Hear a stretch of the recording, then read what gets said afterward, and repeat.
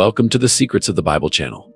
The tale of Pontius Pilate, the Roman governor entangled in the crucifixion of Jesus Christ, weaves a narrative that transcends religious significance to become a compelling historical and moral inquiry. From the mysterious decisions surrounding Barabbas and Christ to the haunting imagery of Pilate washing his hands, his story unfolds against the backdrop of a tumultuous era marked by cultural clashes, religious tensions, and the weight of political power. In this exploration, we delve into the life, choices, and ultimate fate of Pontius Pilate, aiming to unravel the enigma that shrouds this pivotal figure in biblical history. Pontius Pilate is a name that you will often come across in the accounts of the crucifixion of Jesus Christ in the Bible.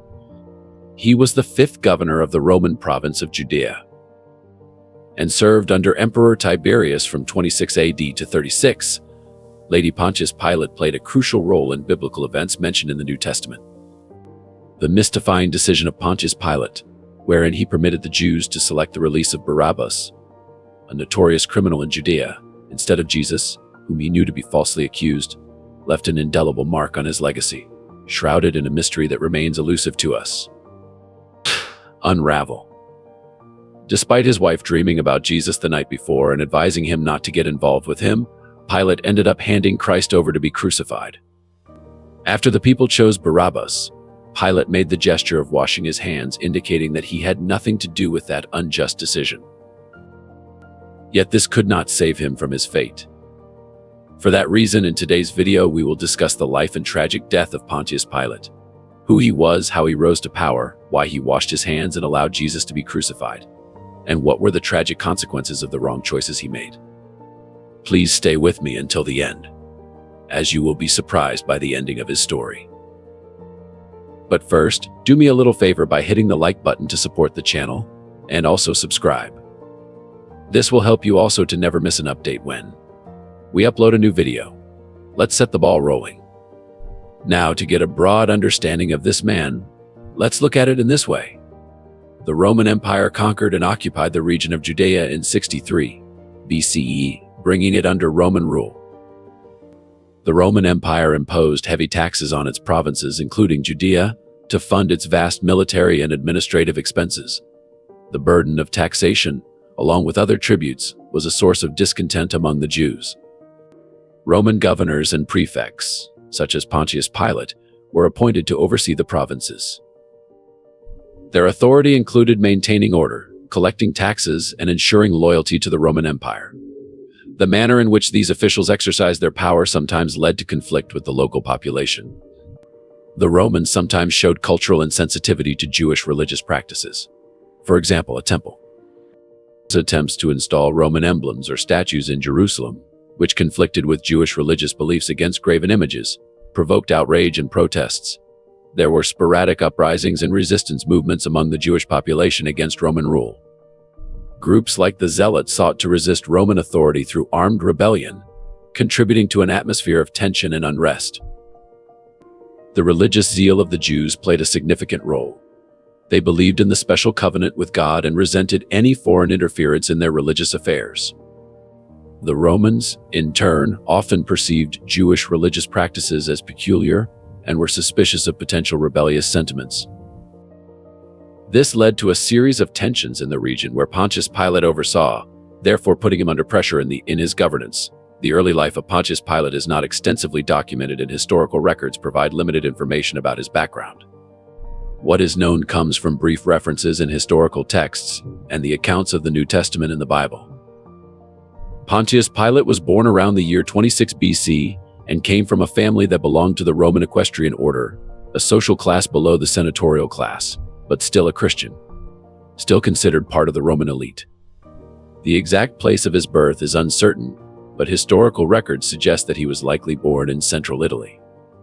Family background and early upbringing are not well documented, and there is little information about his education or early career.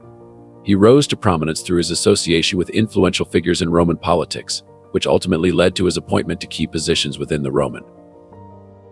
Pilate's entry into public service is often attributed to his connections and relationships with influential individuals in Rome.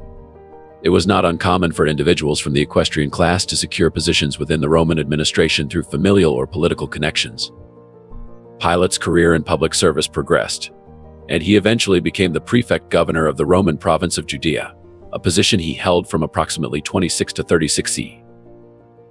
Pilate shared a limited amount of civil and religious power with the Jewish Sanhedrin assembly of either 23 or 71 elders. As a prefect of Judea, he was responsible for the overall civil administration of the province. This included the enforcement of Roman law, the maintenance of public order, and the administration of justice. Pilate served as the highest judicial authority in Judea. He had the power to present, decide over trials, pass judgments, and administer punishments. His decisions were expected to align with Roman law, and he had the power to inflict capital punishment. Yet in the case of Jesus, he didn't want to. Even in the Gospel of Luke, we could read the up and down on Jesus' judgment, where he will send the responsibility to Herod, still Herod will bring it back to him. The Apostle Luke describes Pilate as an leader who didn't want to take responsibility for such an important decision. In chapter 23, after finding no guilt in Jesus, he tries to pass the responsibility to Herod, a prince of Judea, who had been responsible for ordering the beheading of the prophet John the Baptist. 3 years earlier, as Herod returned the responsibility to Pilate, he handed it over to the Jewish people, the Gospel of John. We can see a more arrogant posture from Pilate, who questions Jesus when he claims to be the king and mocks the Messiah when he says he came into the world to testify to the truth. Now, returning to the story, the Jewish religious leaders pressured Pilate to condemn Jesus, saying that he represented a threat to public order and Roman power. However, the real fear of those men was that Christ would foment a revolt among the Jews. In the book of John, the Bible says that Pilate had interrogated Christ, who stated that his kingdom was not of this world, and that he had come to proclaim the truth. Upon hearing that, Pontius Pilate considered Jesus innocent of the charges of rebellion against Rome and Caesar. Even though he found no guilt in that man, Pilate lacked the courage to stand firm against the Jews who wanted Jesus crucified. The situation between Jews and Romans was tense at that time. Pilate preferred to please those people than to go against what he believed to be right. As part of a tradition during Passover, he offered to release a prisoner. Pilate proposed to release Jesus, but the crowd asked for the release of Barabbas, a convicted criminal, instead of Christ. Seeing her husband being pressured by the people, Pilate's wife Claudia warned him about the mistake he was about to make. See what the Bible says. While Pilate was sitting in the judge's seat, his wife sent him this message: "Don't have anything to do with that innocent man, for I have suffered a great deal today in a dream because of him."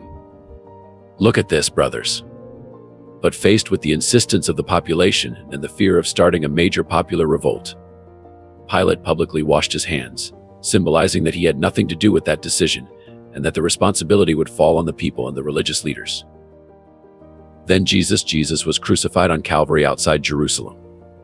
Pontius Pilate's participation in the biblical narrative ended there, but his life as the leader of the Roman Empire in Judea continued even after meeting Christ. Pilate remained the same wicked man. Historical accounts show that 3 years after Jesus' death, Pilate took brutal action, ordering the arrest and killing of some Galileans who were making sacrifices in the temple.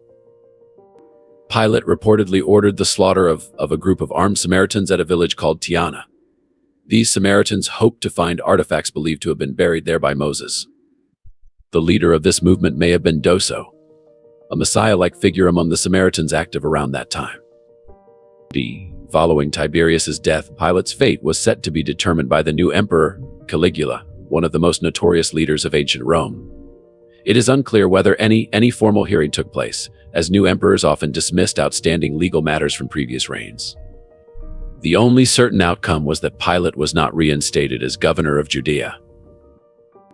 The reasons for this are debated, whether the hearing went badly or Pilate chose not to return, yet it was certain that Pilate was sent into exile in the region of Gaul, where France is located. The early church historian Eusebius, writing in the early 4th century, claimed that Pilate tradition relates Pilate committed suicide afterward due to disgrace. Eusebius, the early Christian historian, provides an account of Pontius Pilate's death in his work Church History, 271. According to Eusebius, this information is derived from tradition, and he does not offer explicit details or sources. The same writer, Josephus, in the 18th book of the Antiquities, says that Herod Agrippa, he was made king by Claudius, killed James, the brother of John, with the sword, and that Peter, having first been imprisoned, was afterward crucified. He says that it is reported in many historical works that Pilate fell into such calamities that he was forced to become his own murderer and executioner. In this passage, Eusebius attributes the information about Pilate's suicide to many historical works. However, he does not specify which works will provide direct references to corroborate this claim.